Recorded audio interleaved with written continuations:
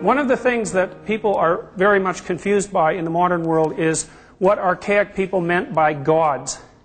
And that's because whatever the deities were that had the motive force that archaic people attributed to the gods seem to have disappeared in modern culture. Now, the Jungian hypothesis is that's because they turned into psychological traits, fundamentally, or motivational forces. So what archaic societies would describe as gods, we would describe as motivational forces.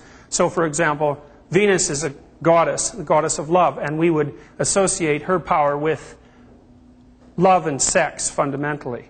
And the reason that that's a reasonable association from the archaic standpoint is because the motive quality that makes up what Venus represents is transpersonal, which means it's not limited to one person, and it's immortal in that the motive force that characterizes sexual affiliation exists whether or not a single individual exists. So it's transpersonal, has the force of a personality, because if you fall in love, you're motivated by a certain set of standards and perspectives, right? If you're gripped by beauty, say, or if you're gripped by lust, that imposes a particular view of the world on you and impels your action, sometimes despite your will. And so that would be equivalent from the archaic perspective to possession. And it's clearly the case that archaic societies who were engaged in warfare, for example, would conduct rituals to ensure that the warriors that made up their societies were in fact possessed by the correct god. So it might be Mars, for example, the Roman god of war, so that on the battlefield they exhibited the proper characteristics of somebody who was in a battle, right? Rage, you can think. Rage. So possession by the god of war would be equivalent to this possession by a state of rage. Now, it's not quite that simple. It isn't only that archaic people externalized motive forces and gave them the status of deities. What they did was more complex than that, and I think you can understand that a little bit better if you start to give some thought to the modern behavioral notion of the stimulus. Now, the stimulus is a very, very weird concept, because the behaviorists who weren't interested in taking apart what was inside the brain would attribute motive force to the stimulus, right? They'd say, if you present an animal with a stimulus, he will therefore act. And that meant that the behaviorists were making the presupposition that the motive power resided in some manner in the stimulus. Well, why would they think like that? Well, it's an archaic mode of thought, in a sense. You can imagine a child saying, one of my friends today made me really angry, right? Which means that the child is essentially conflating his or her own internal emotional state with the proximal stimulus that gave rise to that state. And you see complex associations like that taking place with regards to the apprehension of beauty, say, because beauty is a very, very complex and difficult to localize phenomena. If you're very attracted to someone, are you attracted by them? Well, in a sense, of course, you are, because there they are. But in another sense, you're not at all, because what's happening is that you're engaged as much in the attraction as anything that's motivating you from the outside world. And I think that partly accounts for your sense of foolishness, especially if the person that you're attracted to doesn't return your attraction. I mean, you know that from your perceptual perspective, you're attracted and dominated by the object, but by the same token, you know entirely that, easy as it is to presume it's them and their fault, say, pretty much it all has to do with you. So, in the modern world where we've been able to separate out the object and the motive force of the object, the deities have sort of moved inside of us and become psychological forces. But you can understand, if you think about it in this manner, that things weren't so clear prior to the dawn of the empirical age.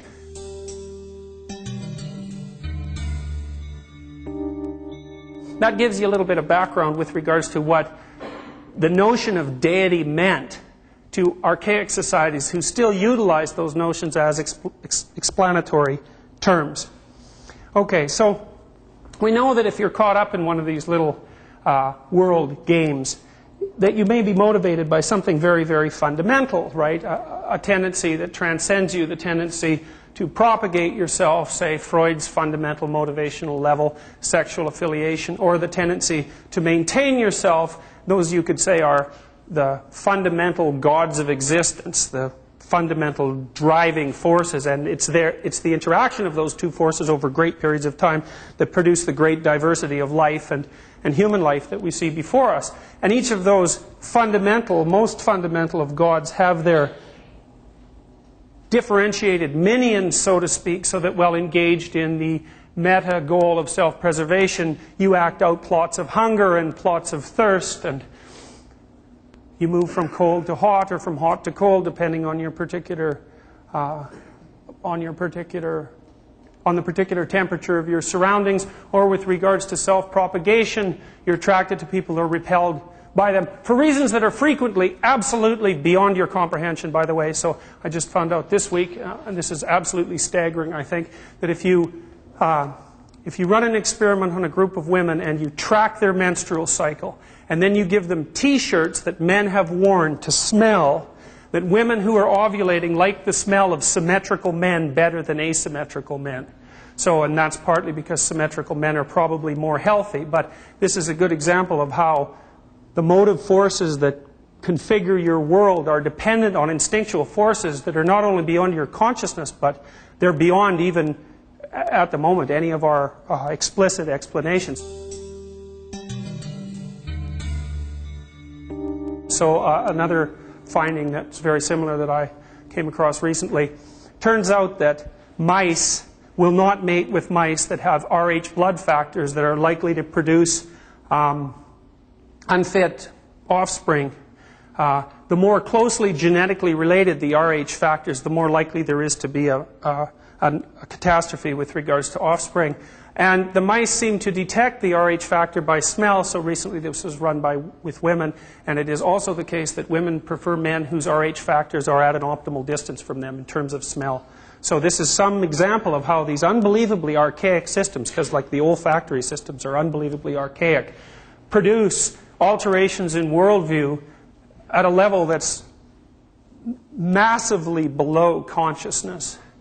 So underneath your cortical shell, which is tonically inhibiting all your emotional and motivational systems, lies all these motivational and emotional systems. And they have branches that grow up into the cortex, and they have the capacity to control your behavior completely involuntarily. So, for example, if you're gripped by fear, it's very, very difficult to overcome that voluntarily. And at least initially, you won't be able to. Which is to say that when the chips are down, the underlying motivational and emotional systems have control.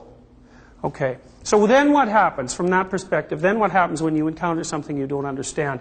And I think the best way to explain it is something like generalized disinhibition, which is that all your underlying motivational and emotional systems are more or less disinhibited simultaneously. And the reason for that is because you want to be maximally prepared to do whatever the hell is necessary to do when you're somewhere that you don't understand. And because you don't know what that thing is going to be, all your systems go on.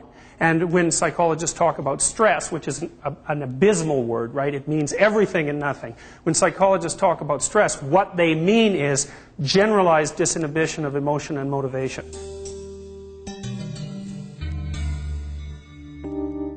Then you come to the case of ancient Egypt. One of the things Eliade points out, which I think is really interesting, I mean, really phenomenal. The story I'm going to tell you right now was essentially revealed in Egyptian culture at the dawn of the culture rather than developing over the course of the culture. So the Egyptians had a revelation right immediately that the most fundamental of gods was the one who created as a consequence of his tongue and his speech, very much akin to the Sumerian idea with regards to Marduk and also to later Judeo-Christian ideas. So here's the story. There's 4 players in this drama, okay? There's Osiris, his wife Isis, Horus, their son, and Seth. And Seth is Osiris' evil brother.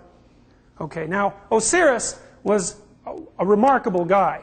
He was the founder of the Egyptian state from the mythological perspective. So kind of like Romulus and Remus for Rome, or like George Washington for the US, right? A mythologized figure who represented all of the pharaohs and people, for that matter, who'd actually constructed the Egyptian state. Osiris, father of Egypt, so to speak. But Osiris is kind of old and a little archaic and maybe a little bit senile, and even possibly a little bit naive in that, you know, even no matter how great you were in your youth, as time goes on, you lose contact with environmental transformations, and the old rules that you live by are not necessarily applicable to the present, and some of those things that you ignore become paramount in importance. And it turns out that Osiris has an evil brother, Seth, and Seth eventually turns into Satan as mythology develops through the centuries. And Seth is a nasty guy, right? I mean, what he wants more than anything is undeserved dominion over the Egyptian state. Now Osiris, because he's not paying attention and because he isn't sufficiently cognizant anymore of the power of evil, more or less ignores his evil brother, who in turn chops him into pieces and then distributes his pieces all over the Egyptian state.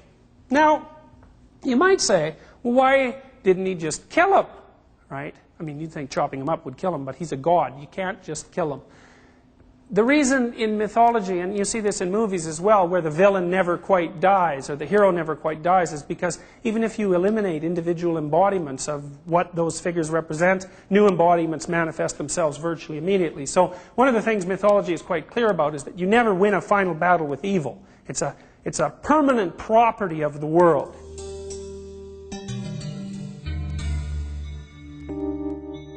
So, anyways, Seth hacks up Osiris, spreads him all over the land. Osiris ends up living a kind of shadowy and nebulous ghost-like existence down in the underworld, and Seth becomes the ruler of the state. A nasty story. All right, but Osiris has Isis as a wife. Now, Isis had a huge cult. She was a powerful goddess of the underworld. A kind of combination of Kelly and Diana, so to speak, capable of tremendous destructive power, but also the source of all good things, something very much like Tiamat. Now Isis got wind of her husband's disintegration, so to speak, and she went searching around Egypt till she found his phallus. And with it she makes herself pregnant. Okay, so what does that mean exactly? It means something like this. The collapse of any great order brings with it new potential. And I think this is something that capitalism has way over forms of government like communism. Capitalism has mechanisms in place to allow large structures that are no longer meeting their function to collapse. But frequently when they collapse, it's not like they disintegrate into dust, right? They disintegrate into subcomponents, so to speak, many of which then come to terms with the fact that the order has collapsed and build something new. So you can't get rid of culture so easily. You can hack it up into bits, you can disembody it, so to speak, you can spread it all over the state, you can introduce chaos into it, but that's something that has the potential of new birth, like the phoenix rising from the ashes. So anyways, Isis, who's the matrix, who's Tiamat, gets Osiris's phallus, which is the container of the germ of culture, right? The phenomena that's capable of the seminal idea, and she makes herself pregnant.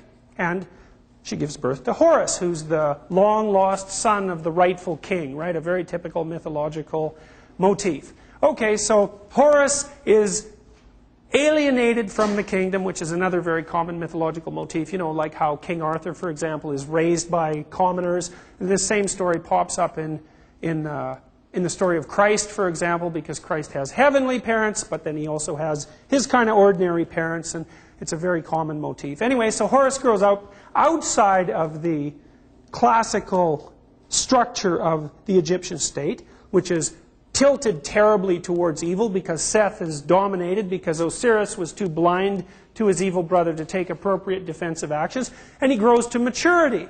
And then he decides, like all rightful sons of the long-lost king, to reclaim his heritage. So he goes back to Egypt, right? And he has this vicious battle with Seth. And in the process, Seth tears out one of his eyes. Well, fine, and that's an indication of just exactly how devastating a battle with the forces of evil, so to speak, precisely are. They represent a critical threat to the integrity of consciousness, right? That's why he loses an eye. Well, luckily enough, Horus has got his act together, and he does defeat Seth, and he banishes him, and he gets the eye back. And then you think, okay, great. Pop the eye back in, become emperor, everything's fine. Now, let's backtrack a little bit and think about this politically. Now, the Egyptians had this really weird idea. They had the idea that the living pharaoh was the living pharaoh and the dead pharaoh at the same time. That makes no sense rationally, but it makes a lot of sense from a narrative perspective, because what they were saying is something like this. Look, you got to think that when you become king, or when you become president, or when you take on a role of that absolute magnitude, that then you're partly you, but you're also partly this role, and there's really no way out of that, right? And the role is composed of the unbelievable weight of the cultural tradition that you're representing. And you can say, well, that's true for being king or for being president, but it's also true if you become a doctor or a lawyer or any sort of specialized occupation. It's partly you, because you're embodying the role, but it's partly the role too. So the pharaoh is the live pharaoh and the dead pharaoh, because the dead pharaoh represents culture, right? The king is dead, long live the king. Okay. But paralleling that idea was the idea that the pharaoh was not only the dead pharaoh and the live pharaoh at the same time, but that he was Osiris and Horus at the same time. But then you think in the story, Horus has taken over Seth, he's got his eye back, he can be king. But he isn't king yet. And this is where the Egyptians really get their act together. And I think of the two stories that I'm telling you, this is the one that has the most significance, I think, for modern people, because we're so likely to sidestep our obligation to our culture, whatever that happens to be. So instead of popping this eye back in his head, which is the first thing you'd think he does, he decides he's going to go back to the underworld, where Osiris is living in this ghost-like and dead manner since he's been chopped up by Seth. So he goes down into the underworld, which is no piece of cake, and he finds Osiris there in this kind of half-dead state, and he gives him his eye. And that enlightens Osiris, right? It gives him vision. And so then he takes Osiris back to Egypt, arm in arm, so to speak, and it's the conjunction of Osiris and Horus that constitutes the basis for Egyptian sovereignty. And that is bloody brilliant, right? Because the Egyptians figured out that, so Horus is Marduk for all intents and purposes, right? He's this avenging hero. In the Egyptian story, he fights political corruption rather than chaos, but you can understand that those are two flip sides of the hero archetype. They are. The hero archetype has two basic elements. One is the confrontation of the terrible aspect of nature, chaos in its most brutal form, and the other is the confrontation with the archaic aspect of culture. And in some ways those aren't distinguishable, because if culture isn't archaic, chaos never makes itself present. So, which is to say, you can't separate out political degradation from environmental degradation, say. It's the same idea.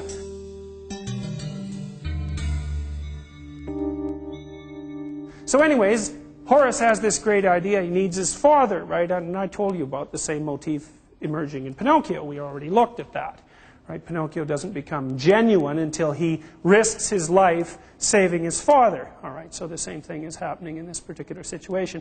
So that's pretty cool. So then you get this situation where the Egyptians characterize sovereignty as the capability to overcome evil in the political domain, combined with, and that's a youthful capability, right? Combined with the wisdom of the past. All right, then you look at that from a political perspective, and you find out already that the Egyptians viewed the pharaoh as the live pharaoh and the dead pharaoh simultaneously. But then you find out something else that's interesting, and it gives you some real insight into just exactly how bloody powerful these ideas were. So you think, what did the Egyptians do with their spare time? And then you think, well, they built the pyramids, right? I mean, and that was no trivial undertaking. It was sort of the 5000 BC equivalent of flying to Mars. And I mean, the pyramids are pretty impressive now, but they were a hell of a lot more impressive in their original form, because they were in the middle of an immense complex. And the pyramids were dedicated to the immortality of the pharaoh, and the pharaoh was possessed by a spirit called Ka. And Ka was his immortal spirit, and it was the union of Horus and Osiris. Okay, so Egyptian society was dedicated to deifying the immortal spirit of the pharaoh, the union of Horus and Osiris. And it was this union that gave it was this identification with this union that gave the pharaoh a phenomenon the Egyptians called mat. And mat was like truth or good order. And you can think about it as conscience, in a sense. As if the pharaoh was was utilizing the union of Horus and Osiris, then he would have an intuitive ability to decide what the appropriate course of order was. And so the Egyptians would say, for example, when the pharaoh came into the court, they'd say, the sun has risen, and by that they meant that the power that reigned over the dominion of the night had arrived. They conceptualized Maat as the capacity to put order in the place of chaos, essentially formally. So they assimilated the union of Horus and Osiris with the capability of putting order in the face of chaos. They regarded that as immortal, and they spent all of the excess resources of their society glorifying that idea. And you think, you don't produce something like the pyramids without really being possessed by an idea, right? This is no trivial undertaking. It's going over a period of several hundred, if not several thousand years. It takes an awful lot of work. So this idea of the immortality of the union of Horus and Osiris and its association with sovereignty was an absolutely potent idea for the Egyptians. It gave their whole culture motive force. Okay, so the Egyptians thought, Pharaoh's immortal, and that's the reason why, and we more or less partake in his immortality by being his subjects, so that was a pretty good deal. But then Eliade points out something very interesting, and this is called the democratization of Osiris. And what you found was that initially there were certain symbolic representations representing the immortality of the pharaoh that could only be used by the pharaoh. But as Egyptian culture continued to develop, then the symbolic representations of immortality started to be adopted by the aristocracy. Now, what did that mean? It meant that this process that the Egyptians had conceptualized as integral to the order of the state was no longer solely embodied in the hands of the pharaoh, right? It had started to drift down the power hierarchy into the aristocracy. Okay.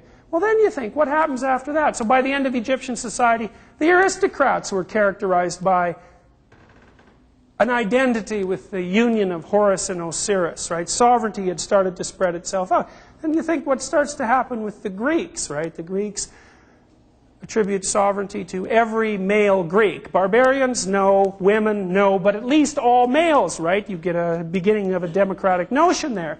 The Jews, developing ideas that, if not derived from Egypt, were at least similar in structure to Egyptian ideas, say, not the aristocracy, not the pharaoh, but every individual has the capacity of establishing a direct relationship with the form of the deity, right? Then you have a Christian revolution that follows that, where the idea that sovereignty inheres in the individual is distributed to everyone, right? Everyone. Male, female, criminal, non-criminal, murderer, rapist, taxman, you name it. Sovereignty inheres within them, and it's on that soil that our whole democratic culture emerges.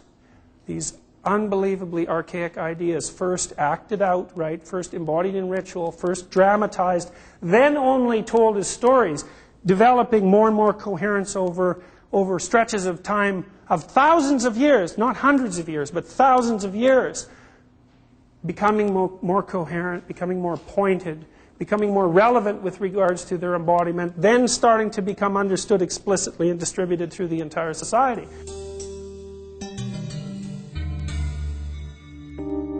And it's on that ground that our world rests, not on the ground of rationality as established in, say, Europe in 1500. What we have is much more profound and solid and deep than any mere rational construction. It's a form of government, an equilibrated state, so to speak, that's a consequence of an emergent, if not evolutionary, at least social evolutionary process. And I would say that it stems much farther back than that, because you can imagine something like this. Look, if this ideal personality that should be sovereign is represented by the optimal combination of creativity and traditionalism, say, if that's the optimal combination, and if we're prepared to regard that as optimal, if that's what you perceive when you perceive someone that you respect and admire, then you could say that success in our social hierarchies is predicated on the degree to which you actually embody that combination. And then you see an interaction between individual success and this social construction that would be an interaction that extends over centuries or even thousands of centuries, so that as these ideas become more and more developed, we become more and more adapted to embodying them as a consequence of evolutionary pressure. So it's not just cultural, it's also biological. So our political presuppositions rest on a cultural basis, which is unbelievably archaic, resting in turn on something even lower than that. And I think examples of that are those that I've provided you with already. We know, for example, that chimps who have to live in a dominance hierarchy are very aggressive, especially the males, but they're also very cooperative. So the males who are aggressive spend a substantial amount of time repairing social boundaries in the aftermath of an aggressive incident, because they're just as concerned with keeping the bloody hierarchy intact as they are in climbing it. They have to be. And we know that even wolves won't kill a subordinate wolf once they've defeated it. They allow the subordinate wolf to maintain its own existence, right? They have this notion, this procedural notion that even those entities that appear insignificant may, in some manner that's beyond speech, still contribute to the integrity of the whole. And that's an idea that's very much similar to our notion that sovereignty inheres in the individual, right? We've taken it further. No matter what you do, even if you're in clear violation of the law, your rights remain intact, because no matter how outcast you are and how apparently beyond redemption, your existence may still contribute something to the integrity of the whole. And as far as I'm concerned, that doesn't appear to be a metaphorical idea. If you dismiss it, you cannot dismiss it without simultaneously dismissing the ground on which our states rest. And so then you have to ask yourself, are you willing to do that? And if the answer is no, well, then you have to start to question what it is that you actually believe. Because if you buy the doctrine of natural rights, which you do, you act it out, then all of this follows in its wake, or it rests on sand. And it bloody well better not rest on sand.